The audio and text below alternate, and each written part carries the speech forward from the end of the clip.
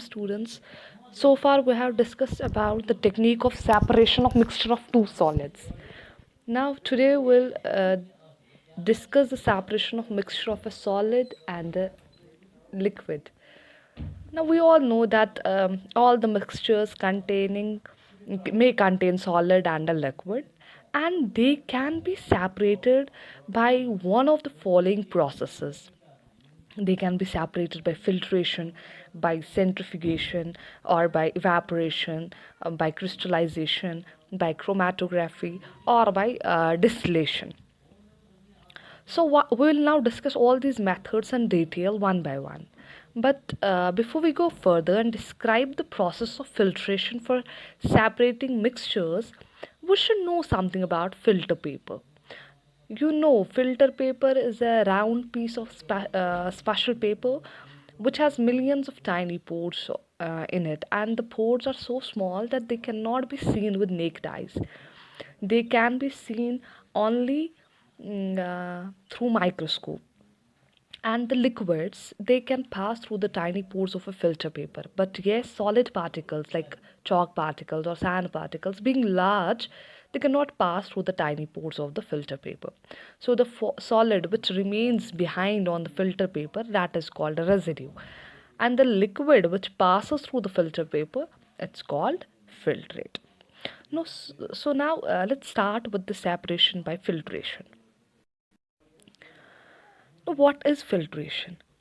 The process of removing insoluble solids from a liquid by using a filter paper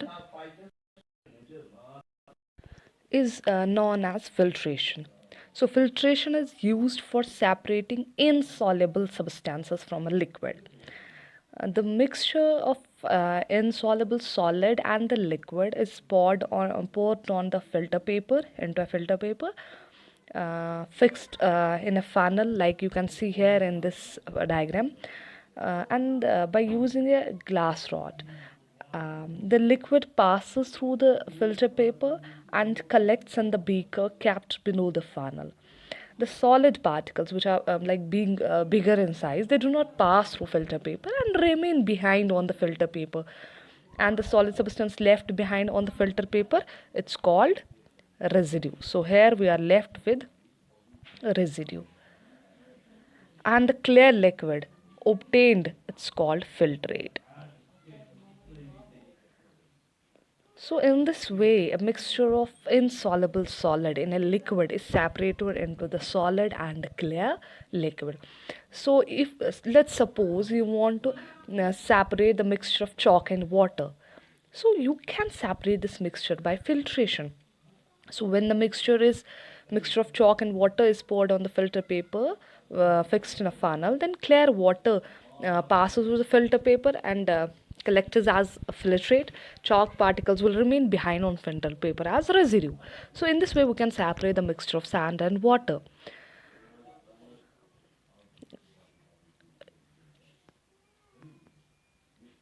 We can separate the mixture of chalk and water. We can separate the mixture of sand and water. Whenever it means like you are having a heterogeneous mixture of a solid and a liquid, that can be separated by the process of filtration, right?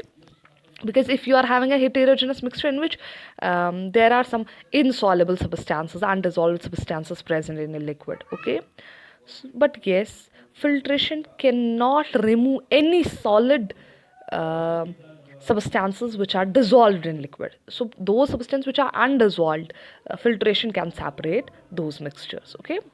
So in fact, in science experiments we use a filter paper for carrying out the process of filtration, but yes, in everyday life we are having different kind of filters. For example, wire mesh, a piece of cotton, a piece of muslin cloth, or even a layer of sand that can be used as filters for various purposes. The size of the holes of the filter is filter to be used depends on the size of solid particles to be separated from the liquid. Suppose when we are making tea, we add tea leaves, right? Now to separate use tea leaves, we pour the prepared tea over a tea strainer, right? So what is a tea strainer?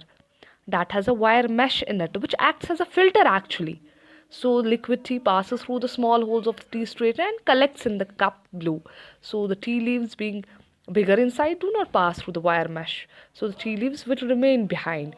So in this way, you can separate tea leaves from the prepared tea, right? By the method of filtration. In fact, in many homes, drinking water is filtered by using special water filters which remove bacteria present in it. In cities, like gutter water is filtered through big metallic filters to separate solid materials present in it so as to avoid chalking of underground drains. So the process of filtration, it plays an important role in the purification of water at waterworks, which supplies drinking water in a city. So in cities, you know that drinking water is supplied from waterworks, and in waterworks, the methods like sedimentation, decantation, loading, filtration, chlorination, a lot of methods are used to remove undesirable materials from water. So let me give you an idea about it. See, the source of water supply in a city is either a nearby river or a lake, which is called reservoir. Okay, the river water and lake water, it usually contain suspended solid particles, some germs, right? So before this water can be supplied to homes, it must be purified to remove suspended impurities, to remove the germs, and this is done at a place called water works.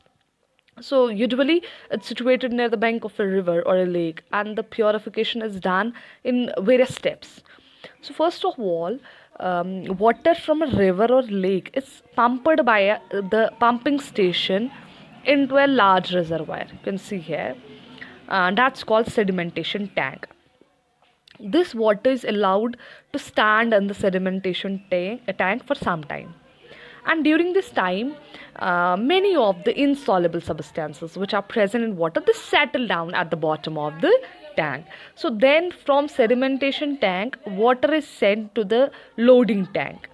In the loading tank, some alum is added to water, fitkari, and the heavy particles of the dissolved alum deposit on the suspended clay clay particles which are suspended in water. What happens when we are adding alum?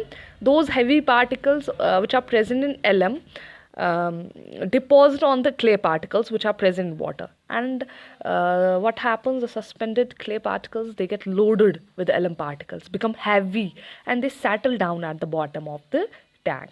So thus the process of loading removes the suspended clay particles from water. Okay, then water is passed through a filtration tank.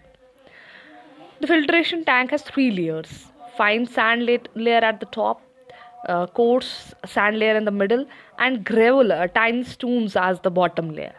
So, layers of sand and gravel act as filters.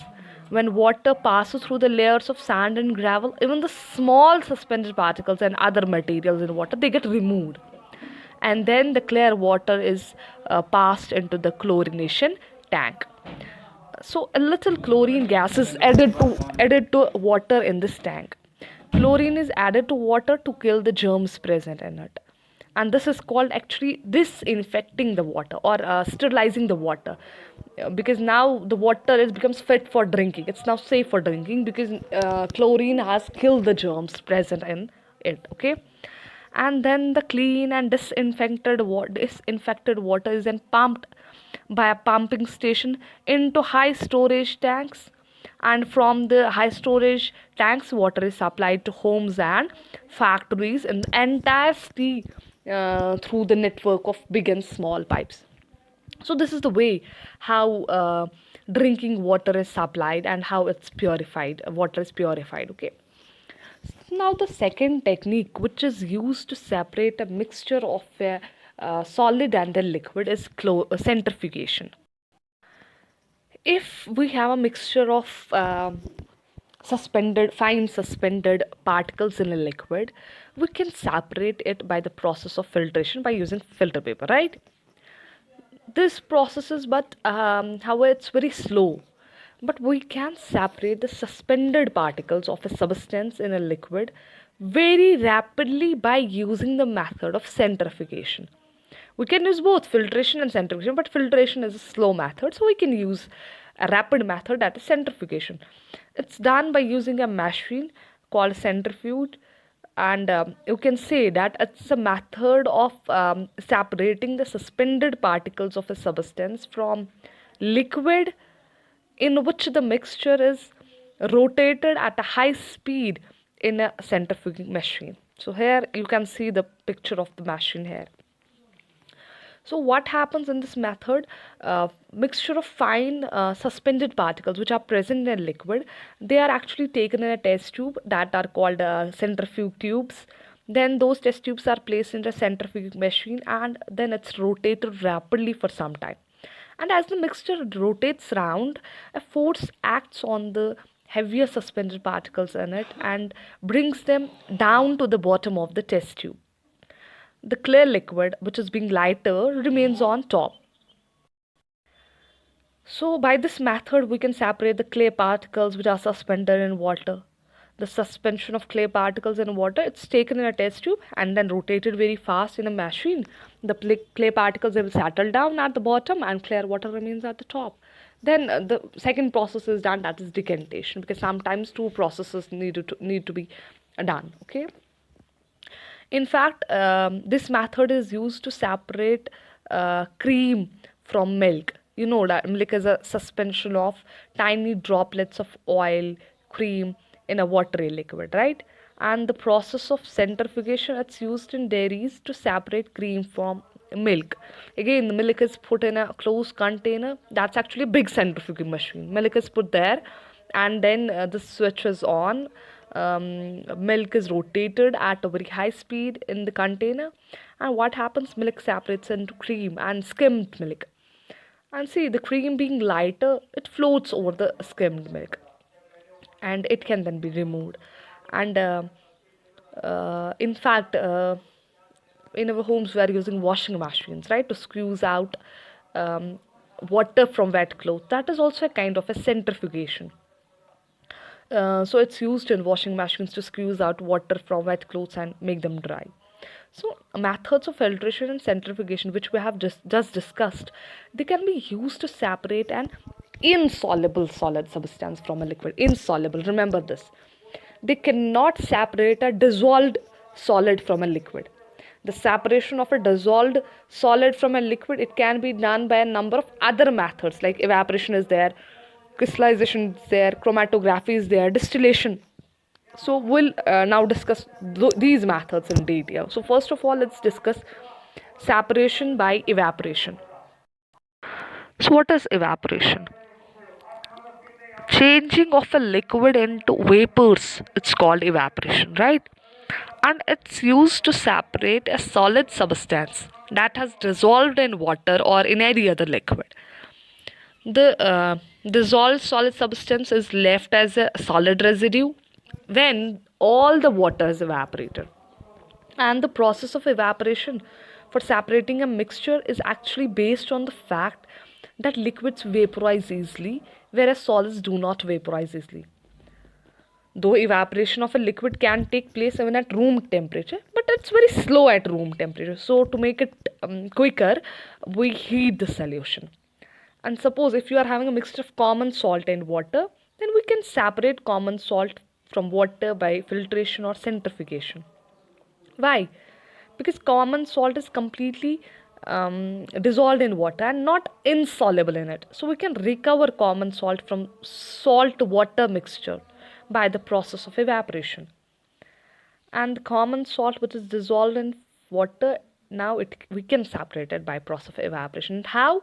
Again, same thing. Solution is taken in a china dish as shown here in the figure. This is called a china dish, and this is a china dish, and solution is heated gently by using burner, and the water present in salt solution will form water vapors and escape into the atmosphere. And when all the water present solution of mixture gets evaporated, common salt is left behind as a white solid, right? So the process of evaporation, it can also be used on a large scale to obtain common salt from seawater. Seawater is trapped in shallow lakes which are called lagoons, and then allowed to stand there. And what happens due to the heat of the sun? Gradually, water evaporates, and common salt is left behind as a solid. Okay, even sugar solution that is also evaporated. Water is eliminated, and solid sugar is left behind. We can also separate copper sulfate from its solution by the process of evaporation. In fact, the substances like potash alum, potash nitrate, they are also separated from the water solutions by the process of evaporation. So during the evaporation, note this thing that we get the dissolved solid substance, but water cannot be recovered by this method because water evaporates into the atmosphere. So if you are having any mixture and one of the constituent evaporates, vaporizes, so we cannot recover that. But yes, the solid residue which is left behind, that we can get that. So evaporation is basically used for recovering dissolved solid substances from the liquid mixtures. But the liquid itself, that cannot be recovered by this method. Okay, liquid evaporates, vaporizes, and gets lost to the air. Okay. In fact, the blue ink or black ink, which is used in fountain pens, that is a liquid mixture, right? It's a mixture of dye and water. So the dye is the colored component of the ink, right, which gives it a color. So we can separate the colored component of ink by the process of evaporation. But yes, you need to remember one thing here, that we do not heat the dish, china dish containing ink directly over the flame as we did in the case of salt solution. This is because dye actually it's obtained from ink, and that can get decomposed by high temperature that is produced by the direct heating. So we actually use a water bath for evaporating ink. And simple water bath can be made by filling a beaker half with water. Okay, so in this way you can separate dissolved solid substances from the liquid. Okay, that's ink is a mixture of dye and water, so we can separate dye from the water. So this was all about the three methods by which we can separate the components of a mixture of solid and liquid.